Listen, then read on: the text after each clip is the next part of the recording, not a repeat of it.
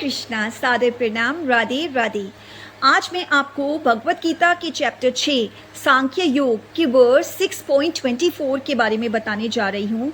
And this verse has a beautiful story written in it, which illustrates that with unwavering, unshakable faith and strong determination, and with the helping hand of God, even the impossible becomes possible. तो ये कहानी है एक नन्ही चिड़िया के संकल्प की और भगवान की कृपा की। तो इस कहानी में क्या बताया जाता है कि एक नन्ही चिड़िया समुद्र के तट पर कुछ अंडे देती है और समुद्र की लहरें आकर उन अंडों को बहा कर ले जाती हैं। तो नन्ही चिड़िया समुद्र से विनम्रता से उसके अंडों को लौटाने की विनती करती है, तो समुद्र कोई प्रतिक्रिया नहीं देता। नन्ही चिड़िया समुद्र पर आक्रोश करके हुए उसे कहती है कि अगर समुद्र ने उसके अंडे नहीं लौटाए तो वो समुद्र को सुखा देगी। Now this was an impossible task. समुद्र फिर भी कोई प्रक्रिया नहीं देते। तो नन्ही चिड़िया अपने संकल्प के वशीभूत होकर अपनी छोटी सी चोंच में थोड़ा थोड़ा जल लेकर, समुद्र का पानी लेकर उसे तट पर उडोलने लग जाती है। अब नन्ही चिड़िया का ये संकल्प चारों दिशाओं में आग की तरह फैल जाता है। सब उस नन्ही चिड़िया के इस असंभव से संकल्प का बहुत मजाक उड़ाते हैं।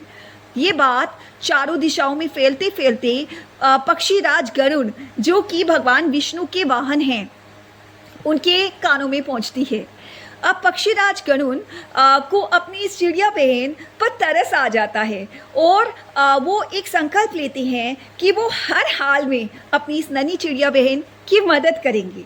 तो पक्षीराज गरुड़ जाकर नन्ही चिड़िया को सांत्वना देते हैं और वो समुद्र से कहते हैं कि वो नन्ही चिड़िया के अंडों को लौटा दे।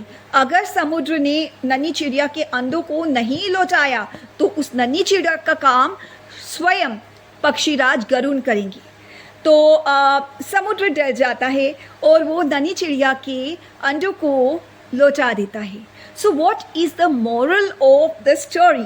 The moral of the story is that with unwavering faith, strong faith and strong determination, and with the helping hand of God, even the impossible becomes possible.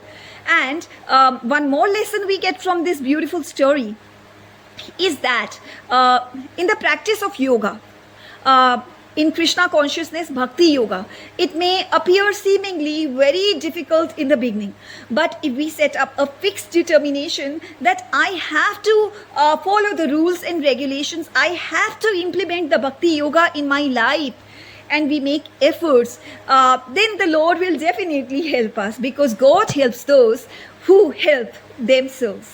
Hare Krishna, Sadar Pranam.